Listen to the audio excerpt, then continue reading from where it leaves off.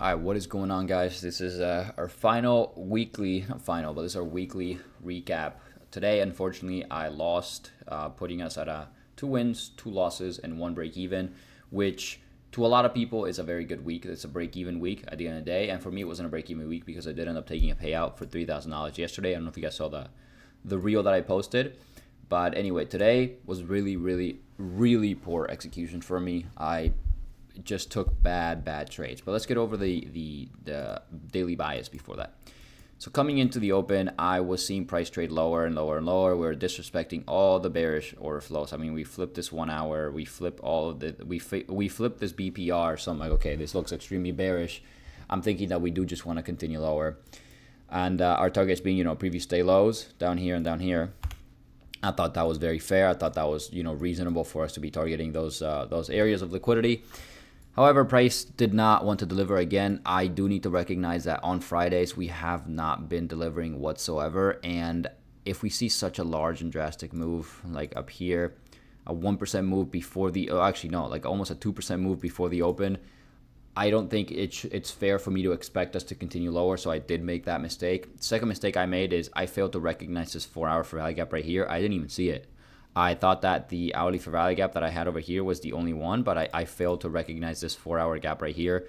However, I still believe that like the trade that I took, the first trade was terrible, really bad. Honestly, one of the worst trades I've taken in a really long time, and I'm really, really disappointed. But it's fine, I'm glad that it wasn't a half-hour day and not a full-hour day, so it's not a big deal. First trade I took was this short right here after seeing some type of engulfing closure with clear targets lower. I thought that just because we continued ripping lower the entire session, I believed that we were just going to continue. I don't know why I didn't even take it after the opening range move. I didn't even give price a chance to get to my, to get to my prime area of trading. And it's like really disappointing because there is no reason for me to have taken this trade. I think that my initial idea was if we flip this 1 minute gap right here, I thought we were just going to break out and continue lower because we had so much momentum in these candles. But that was just nothing but like, assumptions. It was all assumptions. It wasn't anything else. So that's 100% a mistake from my part. And I should not have taken that trade. Unfortunately, I took this trade on the live account too. I did risk half of what I usually would, but it is still a big hit on the account. I am down about $563. I don't know if you can see that. Probably won't focus immediately, but $563, which is very frustrating, obviously, after, making so much money yesterday. It's a big hit on the account. It's going to happen. As much as I did go half risk, I 100% know that this is going to be the type of trades that we're going to be taking, the type of losses that we're going to be taking. So it's fine. It's not a big deal. Now, the second trade that I took, which I don't think was a bad trade at all, I don't think it was a good trade either, because I failed to recognize this 4-hour fair value gap that I marked down here. So if I'm going to be bearish, I'd like to see us trade out of the 4-hour gap and then retrace. And if I had this in mind, I would have been a little bit more bullish coming into the day. The second trade I took was after this 1 minute failed BPR right here, closure, which if you zoom in, it didn't quite close, but this is valid. This is a valid closure under. I took the trade right here, and it looks like I very literally bottom ticked it. Stops above this wick high, and then, single take profit at this previous day low. Didn't think we were going to go any lower than that. I failed to recognize that price was just being very consolidating. We're seeing a lot of resistance. And if we had actually wanted to be bearish, we should have flipped it as this candle came down here. I'll go to the replay mode so I can show you guys what I mean.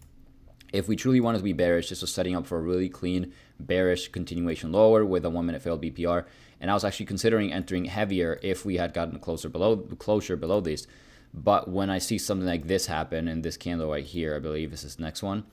When you see something like this happen, you need to recognize that, okay, price clearly doesn't want to go higher. And the fact that we just rip higher after that and stop me out, and I still continue to be bearish, that is a big mistake from my part. There is no reason for me to believe that we are bearish in this area right here, unless we see a super strong confirmation, which would be more than like 4 confluences or more, which in this case should have been, liquidity sweep, inverse fair value or fair value gap reaction for the higher time frame, 1 minute failed BPR, and engulfing closure. We didn't get the engulfing closure, which is when I took the trade, I kind of knew that we didn't get the engulfing closure, and I felt that it wasn't a good trade, and I paid the price for it. I mean, we did flip it, but immediately look, we sweep this internal low, we don't close below it, therefore we make a move higher and we just get stopped out immediately, which that's what happens when you're not trading well. That's what happens when you are not patient and you're not waiting for the moves to present themselves. And again, if I had recognized we had this 4-hour gap that we were playing within, I would have been much more keen on waiting for this engulfing closure, which would have saved me the second loss, which I took only on my evals, but it's still a loss. It's a loss that should not have been taken. Those are the 2 trades I took today. Now, looking at price and how it's playing out, I can tell you right now that I would be very much against taking this long, because, like, sure, it's not a bad long and it worked out and is working out right now, but I don't believe it is the best setups. I need to recognize that Fridays are a really bad day. Lately, they've been delivering really poorly, so I don't see the reason as to why I should look for anything but the most beautiful and perfect, obvious setup on Friday, which is what I'm going to start doing. So every single Friday, I'm either not going to trade based on what the conditions are looking like, or I'm just going to go trade into such a clear and obvious draw and such a clear and obvious entry that there's no reason for me to believe that the model shouldn't work. And even then, I should still risk I should still go half R, because there's no point in going full R in a day that statistically you're less likely to win. I do want to make a comment about this trade, which clearly is playing out right now as we're speaking. It would have hit take profit 1, which would be this very clear, M or W formation right here, W entry, with this being your W, with your entry being after this 1 minute failed BPR in this case. Now, why is this not a good trade? Well, look at how much liquidity we have down here. Look how we've been reacting off of the AM. And even when we make big moves like this, you are still trading against an hourly gap that opened up. Therefore, you're trading against the trend completely. And sure, is this good confirmation? Yeah, this is really good confirmation right here. But it's not enough for me to say, hey, you know what? This trade is 100% likely to hit what would be news, like a data high, which is a very strong draw, I will admit. It's an extremely strong draw in liquidity. However, it's not enough for me to believe that this is the way that, this is the direction we want to go. And as much as it is working out right now, I don't believe this is a high probability setup. I believe that if this was a structure that we made for bearish moves, we would 100% be taking previous day low. And I've seen signature and price like this where we do make moves like this and then we just come down and sweep all of these lows. So in my mind, other than me, already being full risk for the day and not wanting to take any more trades, I was very against taking this trade just simply because we were not seeing any intention of us going higher. I mean, we come into the middle point of this hourly gap after it opens up and we see immediate bearish moves lower.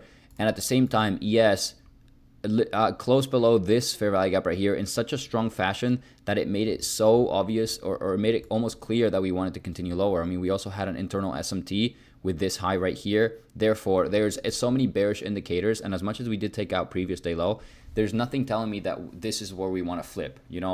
Sure, it worked out. It was a good trade. If you take it, I'm happy for you. I think it is going to take profit. It clearly will. But it's not a trade that I would be willing to take, especially on a Friday. Maybe on Monday, maybe on Tuesday when price moves a little bit cleaner. But then if price moves a little bit cleaner, these setups would not be presenting themselves like that. So that's where you have to recognize what the good days and bad days are. But it's fine. Closing the week, not the way that I wanted. Unfortunately, the evals are being a little bit of a pain in the ass, but lately price action has been a little bit of a pain in the ass. I'm very happy with taking a payout on Thursday, so I'm gonna be scaling to 1 extra account. I'm gonna be having 5 lose it accounts from now on. I want to pass all those evals. I believe that ideally by Wednesday, if I can win 3 trades in a row, 3 solid trades, I should be able to pass all 3 of those evals, and that could put us into a really good spot for Thursday and then potentially Friday's trading session. That's basically it for the recap today. There's nothing else for me to say. It's a really strong week, not the way that I wanted it to end, but it's still a very strong week with a very poor price action. There's nothing. It's been very difficult. I believe that this has not been the best of my best weeks when it comes to setups and when it comes to trading on anything. I mean, we did get stopped out yesterday in something that appeared to be a super clean setup. So it goes to show that price isn't really going the direction that we are used to. So we have to adapt and learn. We have to learn from this experience. We have to learn and move on to next week because every single day there's going to be a new opportunity. That's basically it for the recap. I'll catch you guys on the next one. Peace out.